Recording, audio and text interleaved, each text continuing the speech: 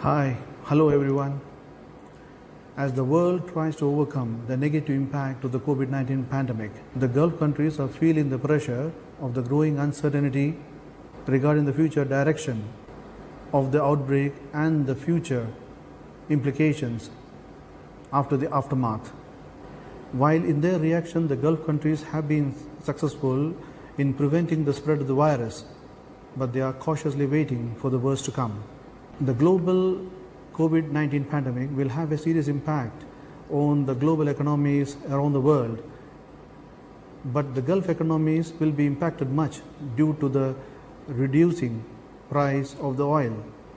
The outbreak and the plunging oil prices are a double shock to the Gulf economies, which leaves the Gulf Arab governments with very little to manage their fiscal deficit and to support their economies and defend the currency pegs. Adding to this, the Gulf countries are going to have serious problems due to structural shortcomings in some of their sectors. Let us see what these sectors are and what are the impediments and the challenges the Gulf countries have to face in today's video.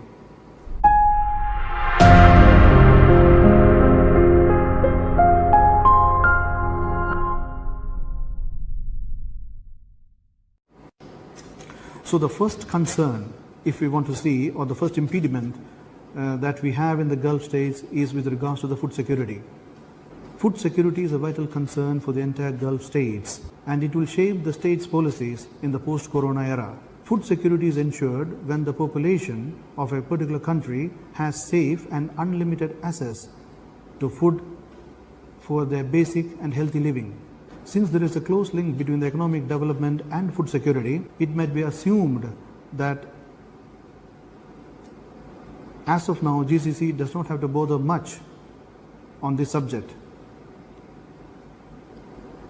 However, GCC states are significantly dependent on food imports as there is a lack of these production avenues in their own countries. Despite being capital-rich countries, they have to import food from other countries to meet their essential needs, as they have limited production in this sector. Due to their strong economic position and strong purchasing power, these countries have been less vulnerable to price fluctuations and supply and risks than other food importers, and as such they are able to bridge the gap in shortfall in their food production. Now, according to the Global Food Security Index, GCC countries have been ranked as the most secure country in this region.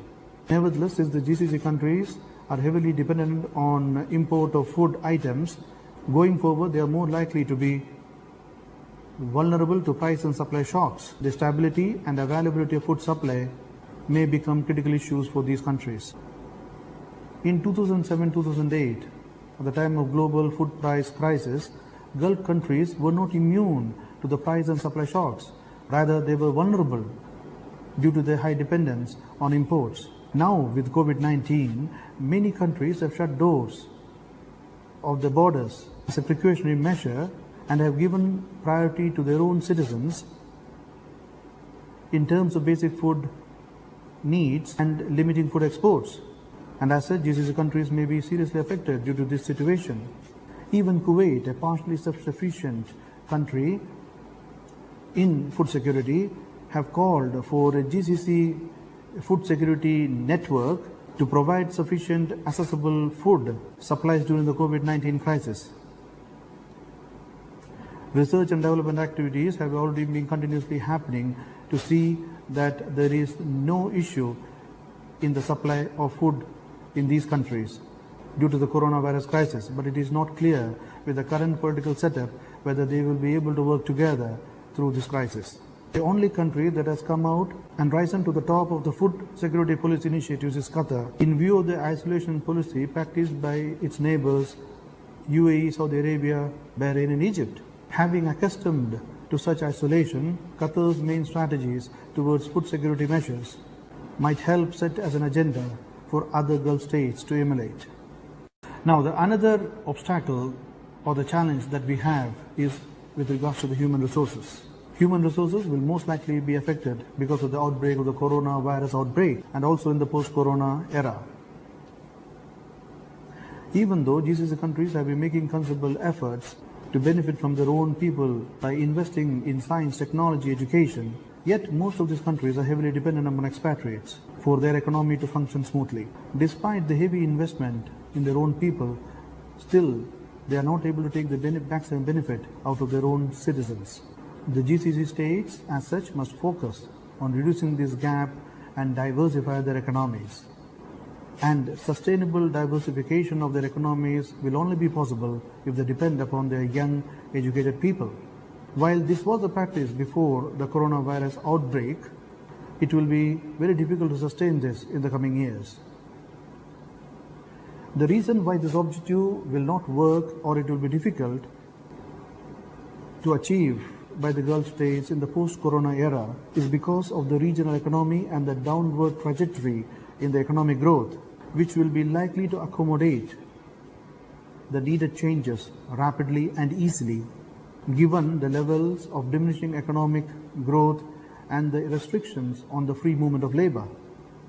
Moreover, in the last 6 years, the dependence of GCC states on the expat population has only increased. It is estimated that around 35% to 40% of Saudi population and nearly 80% of the private sector workforce are expatriates. The number is even higher in UAE, which is around 90% of the working population. This dependence of the Gulf states on the expat workforce makes it more vulnerable to this pandemic. The impact of the coronavirus on the expat workforce is twofold. On the one hand, because of decrease in production and the services, most of the foreign workers may lose the risk of losing their jobs. This possibility may cut their cash flow and their revenues of spending and consumption. Also, given that much of the time the GCC citizens are not willing to fill the gap of the expat workforce. As such, the Gulf states can expect to face serious setbacks in the days to come. On the other hand, the need to replace the expat workforce with the local one is going to be more apparent. In the Gulf, there has always been programs to localize the workforce, such as the vision of the Kuwaitization, Omanization, Saudiization, etc. Also, after the coronavirus outbreak, the expat workforce will be seen as a source of spreading the coronavirus and may create another humanitarian dilemma for the Gulf states. The presence of the confirmed cases in the labor camps will again make it true and undeniable. Additionally, workers may demand to go back to their home countries.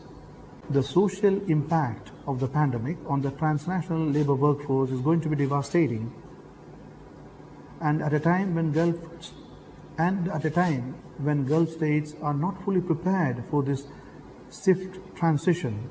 This is more likely to hit this region drastically. Now, if you look at the healthcare sector, let us see what are the challenges they have in this sector. The number of people infected in the Gulf region due to COVID-19 is limited thanks to the robust healthcare systems that the region has, which has been established during the past decades. Considering the population that these countries have in this region, the number of deaths have been quite low in countries like Saudi Arabia, Qatar and Kuwait, and in fact UAE as well. One of the reasons for the low death rates is because of the robust healthcare system in the GCC region. Having said that, one of the major obstacles for preventing the growth of the healthcare sector in the region is because of the heavy dependence on the expatriate population. More and more expat population, more and more healthcare professionals are expatriates, both the doctors and the nursing staff. There is a heavy dependence on foreign workforce in this sector. There is absence of doctors and nursing staff in the GCC region, and they don't have sufficient professionals in this sector from their own states. This is because of the deficiencies in the national healthcare equipment provisioning in the healthcare sector. As per the WHO data, the number of professionals in the healthcare sector has been increasing in the GCC states. Many doctors and healthcare professionals continue to be expatriates and not GCC citizens. The percentage rising as high as 85% in the United Arab Emirates and nearly 78% in Saudi Arabia.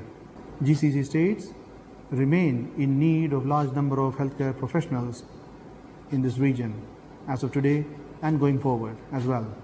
Since the hospital sector relies heavily on expat workforce, GCC states risk falling short of these professionals.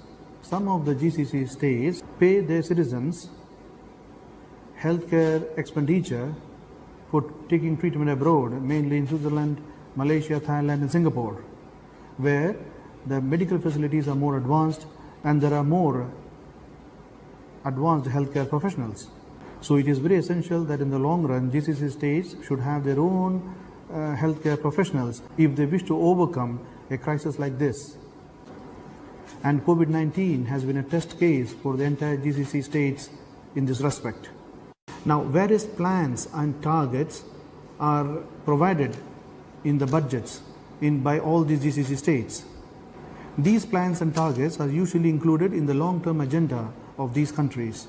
In this context, one of the focus areas of Saudi Arabia in their Vision 2030 is to increase their spending on healthcare and also increasing the number of hospitals as well as doctors and nursing staff. The Saudi government also plans to increase their share in the private sector in the healthcare systems. Similar plans are also given by UAE in their UAE Vision 2021. Similarly, Oman's vision of 2040, Kuwait's vision of 2035 and Qatar's vision of 2030 also includes various targets and plans for improving the healthcare systems in their respective countries. So going forward, we are expected to see a lot of improvements in this sector in the coming years. Now, let us look at the economies of the GCC countries as a whole. The aggregate economic impact of COVID-19 is likely to be very large, with the most recent data suggesting that it is going to be compared with the Great Recession of 2007-2008, in which the GDP contracted by 2% and the Middle East GDP overall contracted by almost 11%. The comparison with Great Recession is important, which also had declining oil prices, because at that time the Middle East economies withered that crisis despite the drastic economic contraction. That said, because of this recession combined with economic crisis, financial crisis and the medical crisis, the impact in the GCC region is going to be huge. The outbreak has hit some of the major sectors of the GCC economies such as oil, tourism, production, construction and trade. Tourism has hit significantly in Saudi Arabia and UAE. As one of the hot tourist destinations, Dubai is going to have a very calm and cool season this year, while Saudi Arabia will lose nearly 2% of its revenues due to cancellation of pilgrimages. The region's major religious sites, including Makkah and Medina, has been closed. Religious tourism in this region is usually worth around $20 billion and employs several million people in the hospitality sector. These revenues and employment are now at risk following the closure of borders, entry barriers, visa restrictions, and shrine closures. UAE has already postponed Dubai Expo to the next year, 2021. The speedy decision of UAE to postpone Expo 2020 demonstrates the level of anxiety due to COVID-19. The Emirate of Dubai, known for hosting hundreds of conferences, have scrapped the annual art exhibition, the international boat exhibition, and other events. Capital Economics estimates that the 6 GCC states will lose something around $40 billion in oil revenues this year after the prices have dropped from $70 per barrel to $40 per barrel. Virus containment measures have also contained the tourism, aviation and retail sectors. The UAE's major airlines, Emirates and Etihad, have asked their staff to take unpaid leave as they cancel and reschedule their flights. Moreover, Emirates is considering reducing their 30,000 staff in the next 1 year and retiring A380s much faster. Not only this, the UAE and Qatar are home to the region's long-haul flights. The closure of aerial routes to select international destinations by Qatari and Emirati authorities will cause significant operational disruptions for both these airlines, in particular an aviation industry as a whole. There is also more likely collapse in the small and medium-scale enterprises in many GCC states. SMEs are considered as a very critical component in the future economic growth of the GCC, and it will be devastated unless the GCC nations choose to intervene. Saudi Arabia and UAE are already following the example of China in giving stimulus packages to these small, medium enterprises. Saudi Arabia has earlier also proved supporting their neighbors by giving financial support in earlier crises, and this time also it is believed that they will do so, further enhancing their position in the region. And today, the Gulf states are facing two challenges: COVID-19 and the declining oil prices. Throughout the last decade or so, the Gulf monarchies have actively sought to diversify their economies away from oil and gas by investing heavily in infrastructure, tourism, construction, trade, logistics, and financial solutions, and diversifying to non-oil revenues. However, the sudden global recession triggered with COVID-19 and the looming uncertainties about China's economic recovery will undoubtedly weaken the international demand for oil this year and most likely in the next year as well. The limited clarity on the way forward because of this COVID-19 pandemic adds another layer of complexity to the challenge of low oil prices, which will lead to a huge drop in GDP growth, increased budget deficits, and hamper diversification efforts. So, what is it that is going to happen in the post-corona order for these Gulf states? For the Gulf monarchies to mitigate the impact of COVID-19, the sudden global economic downturn, and the low oil prices, they would need to tap into the sovereign wealth funds and tighten their budgets by reducing their spending. Gulf Arab states have already announced $97 billion emergency stimulus package and other measures to help offset the economic impact of the coronavirus outbreak. Spending needs are likely to increase in the short term, and regional governments must simultaneously manage the physical repercussions of oil sliding down below $40 per barrel. Saudi Arabia and Oman has already announced severe cuts in government spending and also across various government ministries, as states across the Gulf explore areas to reduce. Limited Gulf finance means sending a lot of expat workforce back home. The non-oil producing countries have long relied on the remittances of the white-collar and blue-collar workforce in the Gulf. So it is perceived that the authorities in the GCC will focus first on responding to the health emergency and the associated risk of economic depression and postpone fiscal consolidation linked to the persistent drop in oil prices until recovery from the pandemic is well underway. The authorities could also consider supporting the private sector by way of bailouts, easing credit facilities, and monitoring and including small and medium-scale enterprises. The support with the relevant condition will help firms survive the income crunch and massive layoffs. They can also support the vulnerable household, including expatriate workers, by way of money transfers to protect them. This is more relevant for the expat workforce who are working in the GCC, and it will go a long way in enhancing the reputation of GCC countries as one of the best places to work in. So, having said that, the COVID-19 pandemic unquestionably represents an era-defining challenge to public health and the global economy. Its impact is going to be huge, both in the short term as well as in the long term. The double whammy of the coronavirus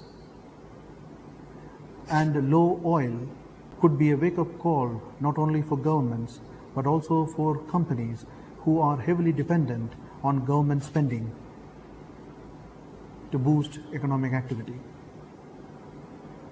Thank you for watching, and I will be back with some more insights soon. Take care.